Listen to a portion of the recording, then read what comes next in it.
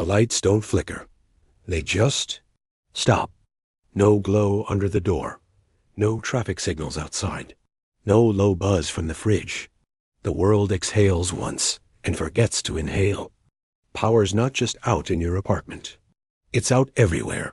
City, suburbs, highways, towers. The nervous system of modern life just flatlined.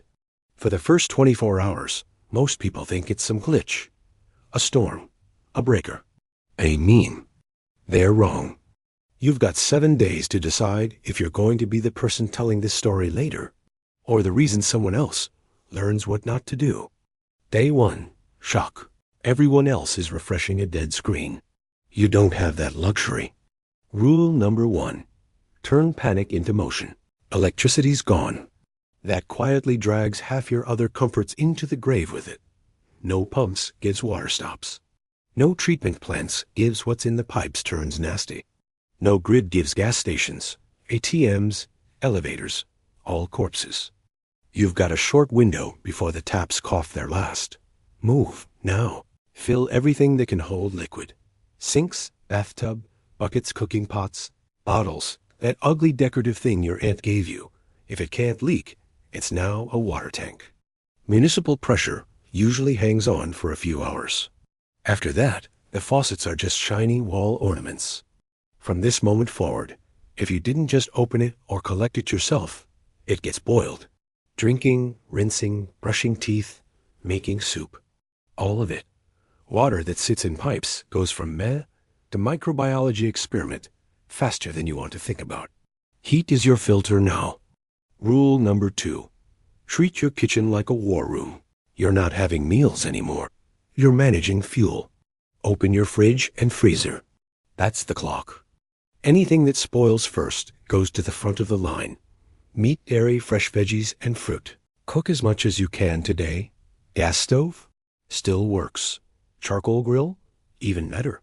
Tiny fire in a safe spot outside? That's a restaurant now. You're pre-cooking future calories before bacteria get their turn. Cans, rice, pasta, beans? Those are your long game. Do not celebrate and eat them like you're sad binging a series finale. Stretch them. 7 days feels long when your body is burning stress calories on top of everything else. Rule number 3. Light is power. Light is risk. Dark hits harder when you realize it's permanent for a while. You need light, but you also need to stop announcing to the neighborhood, "Hi, we're stocked and organized. Please visit at 2 a.m. with bad intentions." Candles. Use but never leave alone.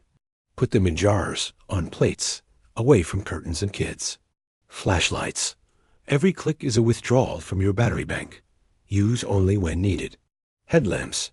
Best hands-free option if you have them. Keep brightness low. No crank light? You can make one. Salvage a small DC motor, toy, fan, something battery-powered. Add a simple handle to spin it wired to an LED or small bulb. Spin equals electricity. Physics doesn't care about blackouts. At night, keep your place looking as dark and dull from the outside as everyone else's. The brightest window becomes the most interesting target. Day 2-3 reality. The novelty's gone. Toilets stop flushing. Trash piles up. The street sounds wrong. Less engines, more voices. More arguments. More sirens at first, then fewer. Phones are just black mirrors now. No signal, no data, no charge. The digital leash is snapped. Now we stop you from dying like it's the 1800s. Rule number 4. Don't lose to your own bathroom. No running water means your plumbing is just a smell factory connected to your living space. You need a place for waste that isn't indoors. If you've got soil, walk far from any stream, pond, or well, at least approximately 60 meters, 200 feet. Dig a pit about 60 centimeters, 2 feet, deep. That's the toilet now. Every time you use it, cover what you left with a scoop of soil or ash. Not every few times. Every time. Flies and runoff are how one person's bad aim becomes everyone's diarrhea. No toilet paper? Humans survived before it. Old rags, wash and dry in the sun. Newspaper leaves. Learn which ones don't make your life worse. Then wash your hands. Not optional. No soap? Mix ash from the fire with a little water. It's alkaline. It scrubs. It beats doing nothing. Rule number 5. Water, round 2. That bathtub you filled? It's shrinking faster than you think. You need new sources. Rain, layout plastic, trash bags, tarps, even cleanish fabric. Angle it so water drains into pots, bottles, or buckets. Open water, stream, pond, whatever you find. Assume it's contaminated. Filter through layers. Cloth gives sand, gives gravel, gives charcoal from your fire. Then boil. If it's questionable, boil longer. No rain, no river? Build a simple solar still. Dig a hole. Put a cup or bowl in the center. Cover the hole with plastic sheeting. Seal the edges with soil or rocks. Place a small stone in the middle of the plastic directly above the cup to make a low point. The sun pulls moisture from soil and plants. It condenses on the plastic and drips into the cup. Slow, but clean. Is it comfortable? No. Does it beat kidney failure and hallucinations? Yes. Rule number 6. Cold will dumb you down before it kills you. If it's winter, your home is now a very fancy icebox. Heat strategy. Pick the smallest room to live in. That's your den. Close it off. Towels under doors, blankets over windows, mats on the floor. Everyone sleeps in the same room for shared warmth. If you're using any fire or flame indoors, vent, crack a window. Use metal containers, like a steel bucket, as mini stoves. Burn wood, not plastic. Never sleep with a big open flame going. That's how people quietly never wake up. Terracotta pot over a few candles, placed safely, can radiate a little extra heat. It won't feel tropical, but it might keep your fingers working well enough to tie knots and open cans. Cold doesn't just stiffen muscles, it wrecks judgment. Most frozen to death, stories start with one dumb choice made while shivering. Day 1 to 3 decides who even gets to suffer through day 4. DAY 4 to 5. People problems. By now, the city's mood has shifted. The shelves at the corner store are stripped. Pharmacies look like they lost a bet. Some blocks are weirdly organized. Others feel like the start of a riot that never quite ends. Rumors multiply. Power's coming back tomorrow. The army's on the way. They're evacuating everyone. Maybe, maybe not. You act like no one is coming. Rule number 7. Make your home boring to rob. Kind, chatty neighbor from last week? He's hungry now. Hunger rearranges priorities. Defensive basics. Keep doors locked, always. Use furniture to reinforce entry points from the inside. Cover windows from view. Light and movement should be hard to see from outside. You want your place to look uninteresting, already picked clean, like there's nothing worth the effort. Noise alarms help. String with cans across a hallway, gravel, broken tiles, or dry leaves under windows. Anything that crunches if stepped on. If you're not alone, sleep in shifts. Someone is always half awake, listening. Self-defense? You're not building a fortress, you're buying time. Heavy stick, bat, metal bar, kitchen knives. Only if you're mentally ready to actually use one. Otherwise, it's just something for them to take. Spray that reaches distance and stings eyes, like certain insect sprays. The goal isn't to become an action hero. The goal is to make your place a bad option compared to all the other desperate houses.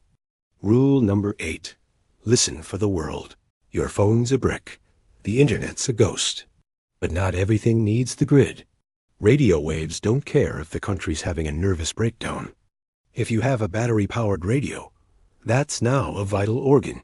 Check AM and FM. Look for emergency broadcasts, local authorities, any station that survived. No radio? Basic crystal radios can be built from scavenged parts. Coil of wire from old electronics.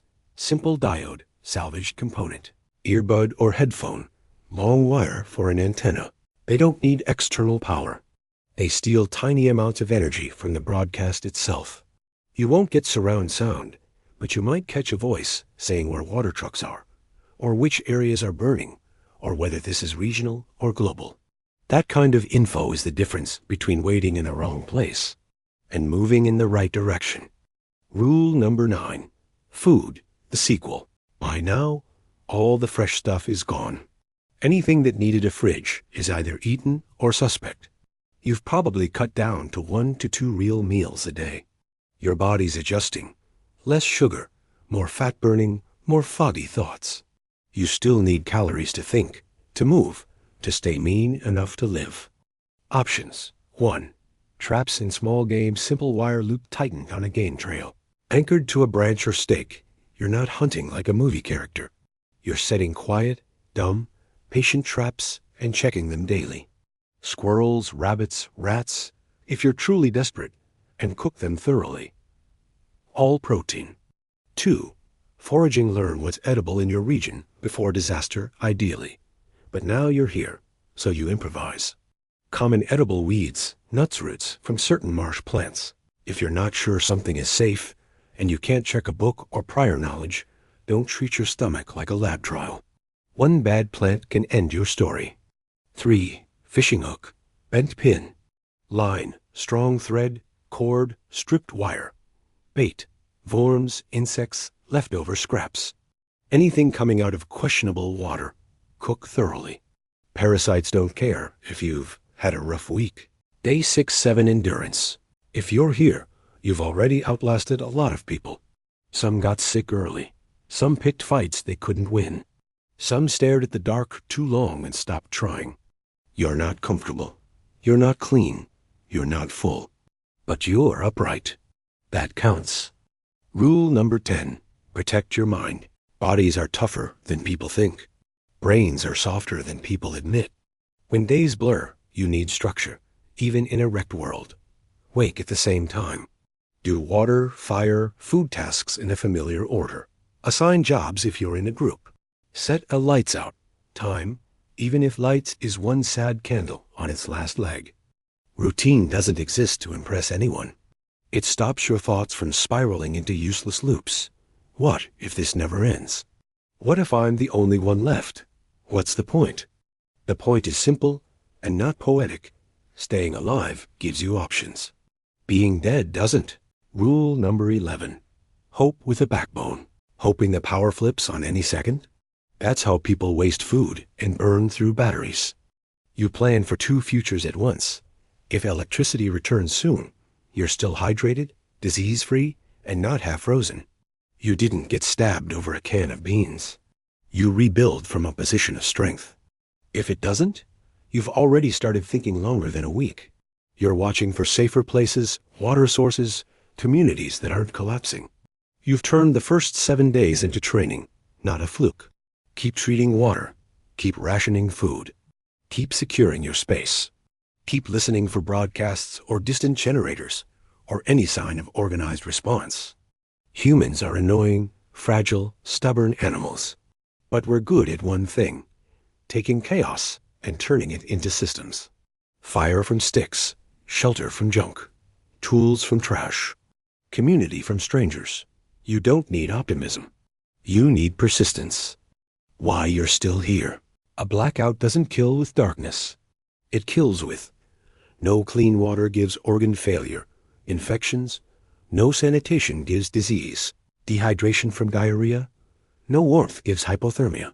Bad decisions made half-frozen panic gives rushed choices, violent encounters, wasted resources. When you lock in 4 basics: water, collected, filtered, boiled; food, prioritized; rationed, supplemented; heat, shelter, 1 warm room; safe fire, security, low profile, simple defenses, group coordination.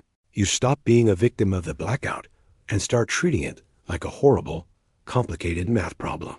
And math can be solved. 7 days is short on a calendar and forever in the dark. But you made it through the first chapter. The grid is still silent. Your phone is still dead. The city is still wounded. You, on the other hand, you woke up again? Good. Now do the work to wake up tomorrow.